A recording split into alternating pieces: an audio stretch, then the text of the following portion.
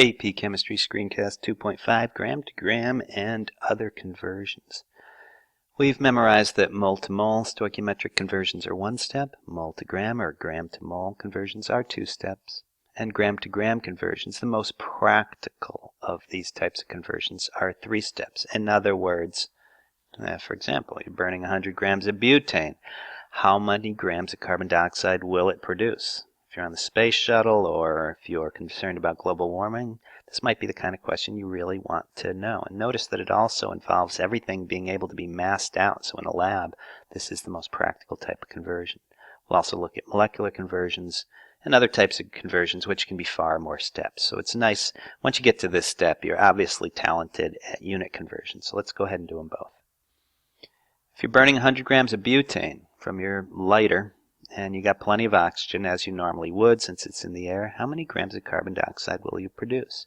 Recognize that it's a three-step conversion. Start with what you're given and then begin converting. Well, grams of butane, let's go ahead and put it on the bottom so that 58 grams of butane, that is a mole of butane, right?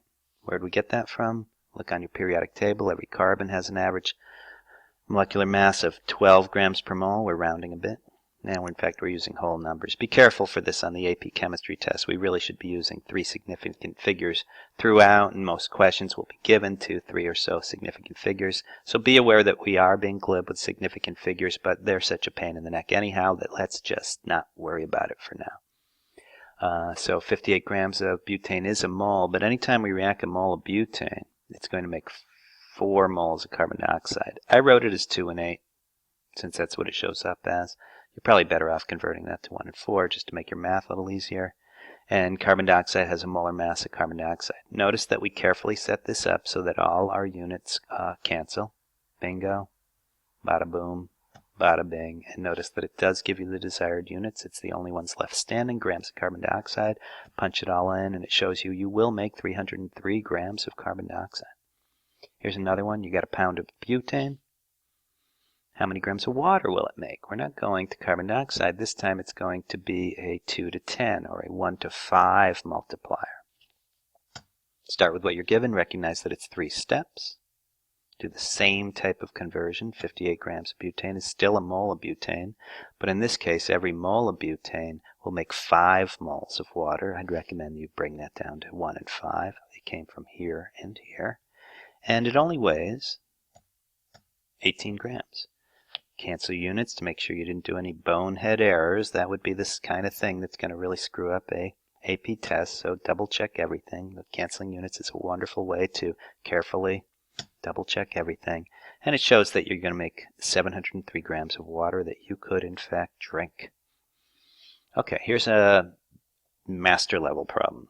All right, you have a microgram of barely visible, if at all. Now you take a microgram of butane. That would be not much. We set it on fire and we want to know how many molecules of carbon dioxide will be produced. What, like 20 molecules? Let's find out. Start with what you're given. You did a microgram of butane. Being AP level, you should probably just write 1 times 10 to the minus 6 grams, immediately recognizing that micro means millionth. Did I do it that way? Let's see. There it is. I know. I said a microgram, and I recognize that a 10 to the million micrograms are in a gram. You should skip this and write just 1 times 10 to the minus 6th grams of butane, which is what that is, right? A microgram. And then let's go from, we are now at grams of butane, 58 is a mole. And we're going to carbon dioxide. That's a 4-fold multiplier. Every time you react to 2 moles of butane, it makes 8 moles of carbon dioxide. That's why we always include the mole as part of this calculation, because you have oftentimes some sort of factoring involved, right? And a mole of carbon dioxide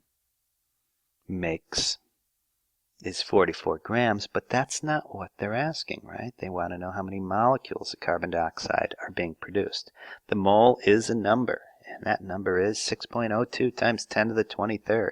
So that's inherently present in a mole of carbon dioxide. We skip the grams, go directly to molecules, and make sure all units cancel. Done. Done. They always do a diagonal like that. And we do get where we're going. It's got to be right. Punch it in. And we didn't make 20 molecules, we made over 10 to the 16th molecules, showing you how large the mole actually is. And that's gram to gram and molecular and other conversions.